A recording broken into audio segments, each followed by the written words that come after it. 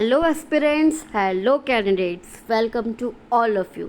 सो कैसे हैं आप? आई होप आप सब सही होंगे, मज़े कर रहे होंगे और अपने एग्ज़ाम की कमर तोड़ तैयारी कर रहे होंगे। आप लगे होंगे अपने अपकमिंग एग्ज़ाम को क्रैक करने के लिए, पूरी तैयारी करने के लिए।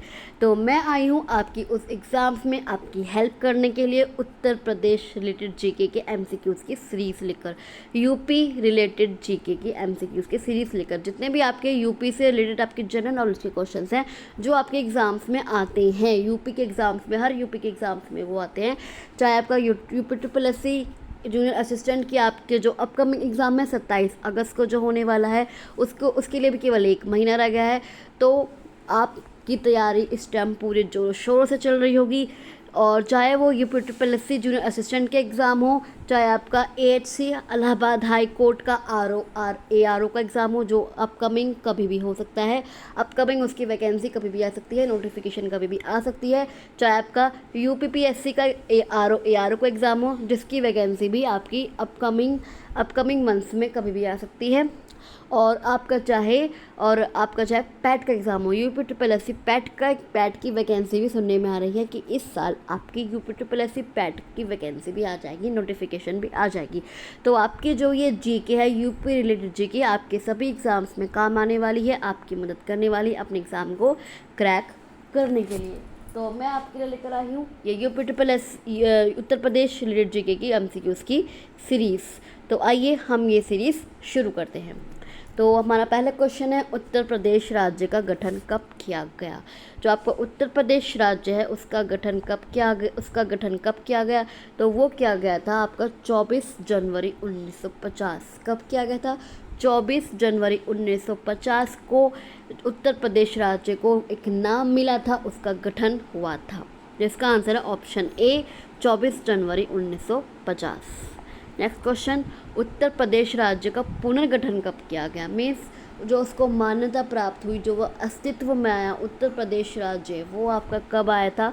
तो वो आपका आया था 1 नवंबर 1956, पूरे 6 साल बाद 1 नवंबर 1956 को उत्तर प्रदेश राज्य का पुनर्गठन किया गया था।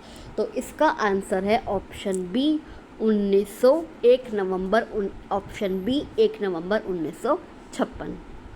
नेक्स्ट क्वेश्चन, निम्नलिखित में से उत्तर प्रदेश का जो राजकीय पशु है वो कौन सा है? तो आपका जो राजकीय पशु है वो है आपका बारहसिंगा। उत्तर प्रदेश का राज्य पशु कौन सा है? बारहसिंगा। बारहसिंगा कौन है? वो है आपका उत्तर प्रदेश का राजकीय पशु। तो इसका आंसर है ऑप्शन सी बारहसिंगा। नेक्स्ट क्वेश्चन, निम्नलिखित में से उत्तर प्रदेश का जो राज्य पक्षी है वो कौन सा है? आपका जो उत्तर प्रदेश का राज्य पक्षी है तो वो कौन सा है? वो है आपका सारस या क्रॉच। मोर आपका राजकीय पक्षी नहीं है, चिड़िया नहीं है, कोयल नहीं है। कौन सा है? सारस या क्रॉच। आप सारस कह सकते हैं या क्रॉच कह सकते हैं, कुछ भी कह सकते हैं। ये उत्तर प्रदेश का एक राजकीय पक्षी है। नेक्स्ट क्वेश्चन, निम्नलिखित में से उत्तर प्रदेश का जो राजकीय वृक्ष है वो कौन सा है? उत्तर प्रदेश का राजकीय वृक्ष आपका बरगद नहीं है, नीम नहीं है, पीपल नहीं है। कौन सा है? अशोक। कौन सा है? अशोक। इन सभी ऑप्शंस में आप एलिमिनेट वाली ट्रिक देख सकते हैं। अगर आपने नहीं देखी है तो आप मेरे पिछले वीडियोस में जाकर देख सकते हैं। एलिमिनेट ट्रिक वो ट्रिक होती है कि पहले आप वो ऑप्शंस देख लीजिए जो आपको पक्का पता है कि ये नहीं हो सकती। आपको पता है कि बरगद आपका उत्तर प्रदेश का राज्य वृक्ष नहीं है, तो आप इसे टिक कर लीजिए। नीम नहीं है, इसे टिक कर लीजिए। पीपल नहीं, इसे टिक कर लीजिए। तो कौन सा बचा? अशोक। तो यही आपका करेक्ट आंसर है। तो इसका आंसर है ऑप्शन ए अशोक। नेक्स्ट क्वेश्चन, उत्तर प्रदेश राज्य के चिन्ह क्या है? उत्तर प्रदेश का राज्य के चिन्ह है वो है एक व्रत। उत्तर प्रदेश का राज्य चिन्ह आपका क्या है? उत्तर प्रदेश का आपका राज्य चिन्ह है एक व्रत में 2 मछली और एक तीर धनुष। ये आपका राजकीय चिन्ह है उत्तर प्रदेश का। और इसकी स्वीकृति कब की गई थी? इसे स्वीकृति दी गई थी 1938 में। कब? 1938 में इस राजकीय चिन्ह को स्वीकार किया गया था। तो इसका आंसर है इसका आंसर है एक व्रत में 2 मछली और एक तीर धनुष। ये है आपका राजकीय चिन्ह है। नेक्स्ट क्वेश्चन, निम्नलिखित में से उत्तर प्रदेश का राजकीय खेल कौन सा है? अगर हम उत्तर प्रदेश के राजकीय खेल की बात करें, उत्तर प्रदेश का जो राजकीय खेल है वो कौन सा है, तो वो है आपका हॉकी। कौन सा है? हॉकी। क्रिकेट आपका राजकीय खेल नहीं है, फुटबॉल नहीं है, टेबल टेनिस नहीं है, तो आपका राजकीय खेल जो है वो है आपका हॉकी। नेक्स्ट क्वेश्चन, निम्नलिखित में से उत्तर प्रदेश का क्षेत्रफल कितना है? अगर हम उत्तर प्रदेश के क्षेत्रफल की बात करें, उत्तर प्रदेश का क्षेत्रफल कितना है, तो वो है आपका 2,40,928 वर्ग किलोमीटर में आपका उत्तर प्रदेश राज्य फैला हुआ है, जो कि कितना है, अगर आप इंडिया के क्षेत्रफल की बात करें तो उसका केवल 7.33% 7.33% हिस्से में उत्तर प्रदेश आता है। भारत का जो पूरा क्षेत्रफल है उसका 7.33% हिस्से में आपका उत्तर प्रदेश राज्य फैला हुआ है। तो इसका आंसर है ऑप्शन बी, 2,40,928 वर्ग किलोमीटर। नेक्स्ट क्वेश्चन, क्षेत्रफल की दृष्टि से उत्तर प्रदेश का भारत में कौन सा स्थान है? उत्तर प्रदेश का कौन सा स्थान है, तो वो है आपका चौथा। अब इसमें से एक और नया क्वेश्चन बन सकता है कि पहले तीन राज्य कौन से हैं जो क्षेत्रफल की दृष्टि से भारत में 3 राज्य कौन से हैं? तो सबसे पहले है आपका राजस्थान, सबसे पहला जो सबसे ज़्यादा क्षेत्रफल है जिसका, वो है आपका राजस्थान। फिर है आपका मध्य प्रदेश MP, फिर है आपका महाराष्ट्र। सबसे पहले आपका राजस्थान है, सबसे पहले आपका राजस्थान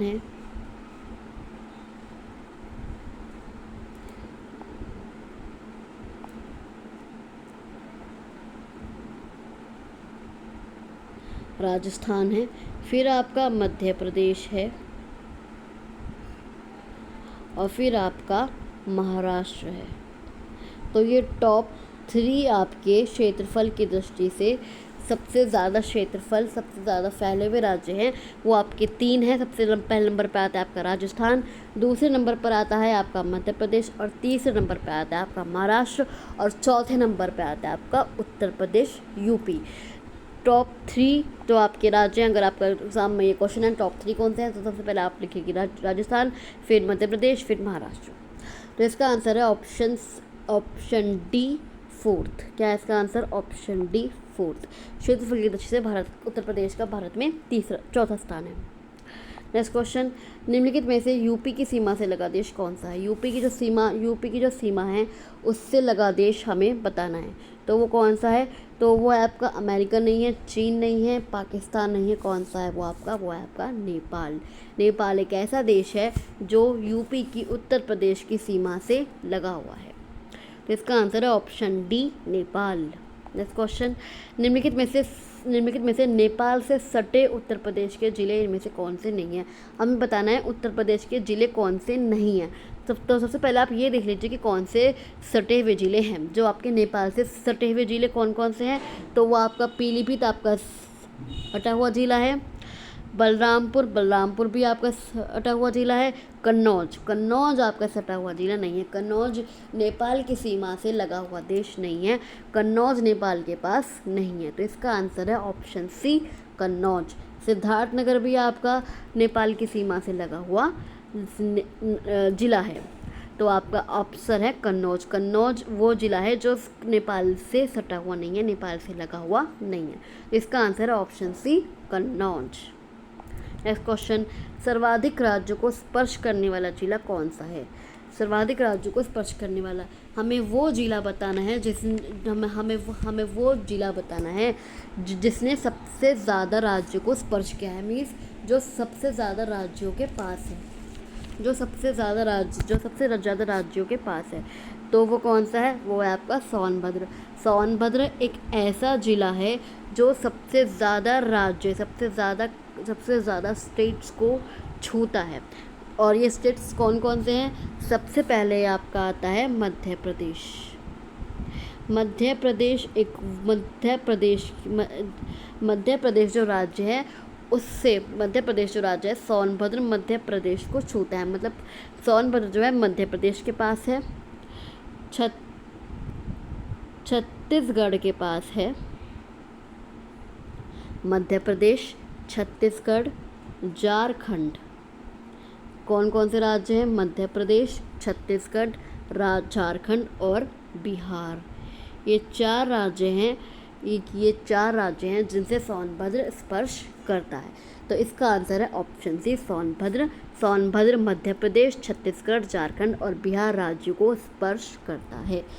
चार राज्य को, कोई पीलीभीत एक या दो राज्य को करता होगा, बलरामपुर एक ही दो या तीन राज्य को करता होगा, सिद्धार्थनगर एक दो या तीन राज्य को करता होगा, पर सोनभद्र सबसे ज़्यादा राज्यों को स्पर्श करता है, वो चार राज्यों को स्पर्श करता है। तो इसका आंसर है option C, Sonbhadra. Next question, Agra में इनमें से किसका उत्पादन किया जाता है? आगरा में किसका उत्पादन किया जाता है? तो आगरा में चमड़ा। आगरा में किसका? आगरा में चमड़े का उत्पादन किया जाता है। तो इसका आंसर है ऑप्शन ए, चमड़ा। चमड़े का उत्पादन कहाँ पर होता है? वो होता है आगरा में। तो इसका ऑप्शन है ऑप्शन ए, चमड़ा। आगरा जिला में चमड़े का उत्पादन किया जाता है। नेक्स्ट क्वेश्चन, कन्नौज में निम्नलिखित में से किसका उत्पादन किया जाता है? आप बताना है कि अब कन्नौज में किसका उत्पादन किया जाता है।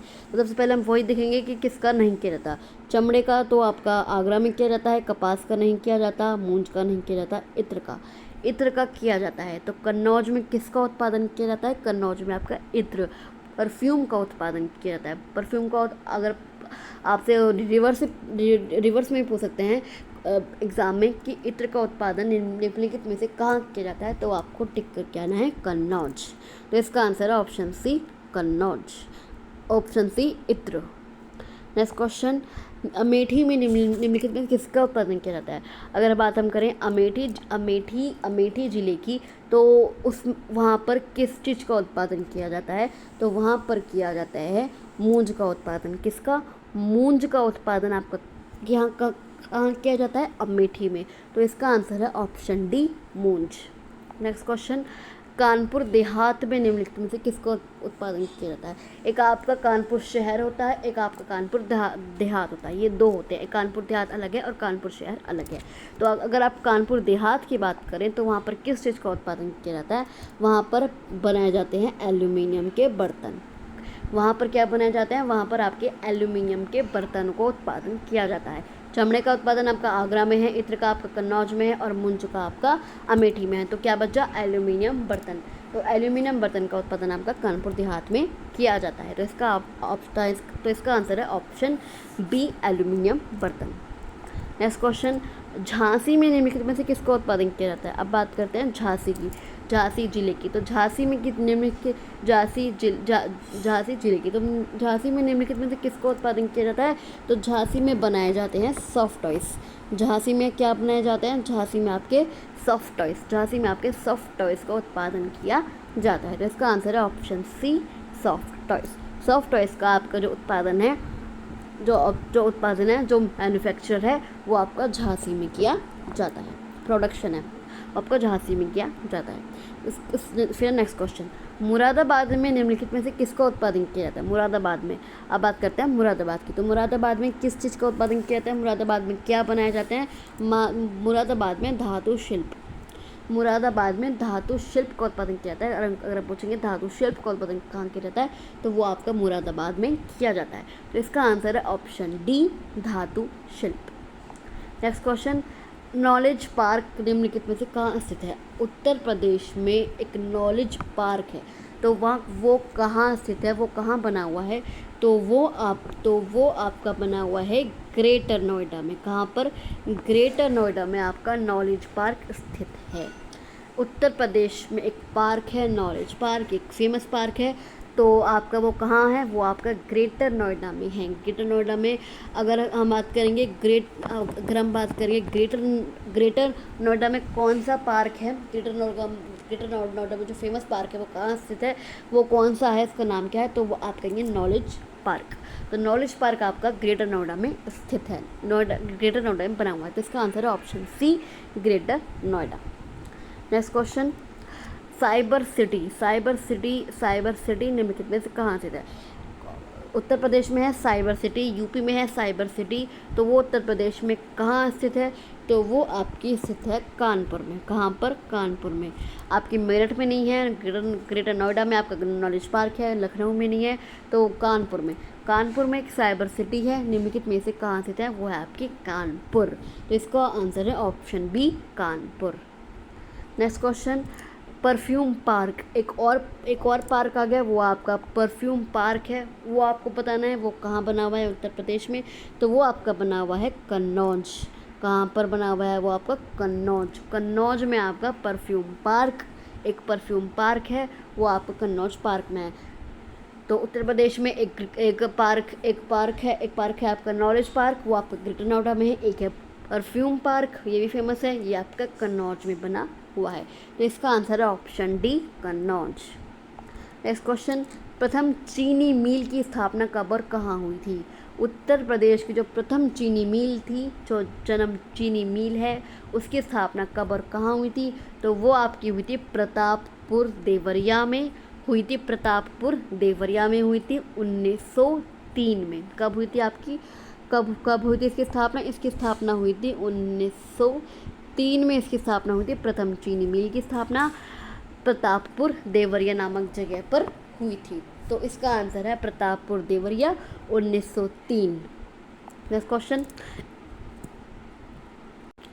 जो भारतीय रेलिंग मिल, एक भारतीय स्टील रेलिंग मिल है उत्तर प्रदेश में, उसकी स्थापना कहाँ हुई थी? तो उसकी स्थापना आपकी हुई थी मुजफ्फरनगर में। कहाँ हुई थी? मुजफ्फरनगर में आपकी भारतीय स्टील रेलिंग मिल की स्थापना हुई थी। इसका रिवर्स भी आ सकता है एग्जाम में कि भारतीय स्टील रेलिंग मिल की स्थापना निम्नलिखित में से कहाँ हुई थी? तो वो हुई थी आपकी मुजफ्फरनगर में। तो इसका आंसर है option B, Muzaffarnagar. Next question, Uttar Pradesh पर्यटन विकास निगम, जो आपका उत्तर प्रदेश पर्यटन विकास निगम है, उसकी स्थापना आपकी कब हुई थी? तो वो हुई थी आपकी 1974 में। कब हुई थी आपकी उत्तर प्रदेश पर्यटन विकास निगम की स्थापना? 1974 में हुई थी। 1974 में हुई थी आपकी उत्तर प्रदेश पर्यटन विकास निगम। मीन्स आपको उत्तर प्रदेश में आप जो आगरा में टूरिस्ट आते हैं, पर्यटक आते हैं, आगरा में, लखनऊ में, कानपुर में, कहीं भी जो पर्यटक आते हैं, तो उत्तर प्रदेश जो पर्यटन विकास निगम की जो स्थापना हुई थी, वो अभी हुई थी आपकी 1974 में, 1974 में। नेक्स्ट क्वेश्चन, उत्तर प्रदेश बेसिक शिक्षा परिषद, उत्तर प्रदेश बेसिक शिक्षा परिषद की आपकी जो स्थापना थी वो कब हुई थी? तो वो हुई थी आपकी 1972 में। कब हुई थी? 1972 में उत्तर प्रदेश बेसिक शिक्षा परिषद की स्थापना हुई थी। अगर आपसे रिवर्स पूछ सकता है 1972 में उत्तर प्रदेश में किसकी स्थापना हुई थी, तो आपकी उत्तर प्रदेश बेसिक शिक्षा परिषद की स्थापना आपकी 1972 में हुई थी। तो अभी के लिए बस इतना ही। आपसे फिर मिलती हूँ कुछ और नए एमसीक्यूज़ के साथ, किसी और नए टॉपिक के साथ, किसी और सब्जेक्ट, कंप्यूटर, हिंदी या जीएस के साथ ही आपसे फिर मिलती हूँ अगली वीडियो में। तब तक के लिए आप बताइए कि आपको मेरे क्वेश्चंस कैसे लगे, और आपको कुछ और कुछ और डाउट अगर क्लियर करना है तो आप वो भी मुझे लिखकर भेज सकते हैं, और आप मुझे ज़रूर लिखकर भेजिएगा कि आपको मेरे क्वेश्चंस कैसे लगे। तो आपसे फिर मिलती हूँ अगली वीडियो में। तब तक आप मेरी वीडियो को लाइक कीजिए, शेयर कीजिए, और मेरे चैनल को प्लीज़ सब्सक्राइब कर दीजिए। मेरे चैनल को मेरे इस वीडियो को इतना शेयर कीजिए कि और लोग भी मेरे साथ जुड़ सकें, और लोगों को भी इन एमसीक्यूज़ का फ़ायदा हो, वो उन्हें अपना एग्ज़ाम क्रैक करने में हेल्प मिले, सहायता मिले। तो आपसे प्लीज़ मेरे वीडियो को ज़्यादा से ज़्यादा अपने दोस्तों में, रिश्तेदारों में प्लीज़ शेयर कर दीजिएगा। और अगर आपको कोई डाउट हो, कोई आपकी क्वेरी हो तो आप मुझे कमेंट बॉक्स पर कमेंट में लिख सकते हैं, या फिर मैंने डिस्क्रिप्शन बॉक्स में अपना टेलीग्राम ग्रुप का लिंक भी दिया हुआ है। आप इस लिंक को क्लिक कर लीजिए और मेरे टेलीग्राम ग्रुप को ज्वाइन कर लीजिए, और आप वहाँ पे मुझसे कोई भी क्वेरी या अपना कोई भी डाउट क्लियर कर सकते हैं। जीएस से रिलेटेड आपको कोई डाउट हो या क्वेश्चन हो, हिंदी से रिलेटेड या कंप्यूटर से रिलेटेड, तो आप प्लीज़ मुझसे जुड़ना मत भूलिएगा। आप मुझसे कोई भी सवाल किसी भी टाइम पूछ सकते हैं। तो बने रहिए मेरे साथ। अभी के लिए बस इतना ही, आपसे फिर मिलती हूँ। इतने मेरी वीडियोस को देखते रहिए, क्योंकि मैंने और भी वीडियोस अपनी प्लेलिस्ट में डाल रखी हैं। आप उन वीडियो को देख सकते हैं और आप अपने एग्ज़ाम की तैयारी और आसानी से कर सकते हैं। तो बने रहिए मेरे साथ। आपसे फिर अगली वीडियो में मिलती हूँ। तब तक के लिए थैंक यू, और प्लीज़ मेरे चैनल को सब्सक्राइब ज़रूर कर दीजिएगा ये वीडियो देखने के बाद। तो प्लीज़ मेरे चैनल को ज़रूर सब्सक्राइब कर दीजिएगा। आपसे फिर मिलती हूँ अगली वीडियो में। तब तक के लिए थैंक यू।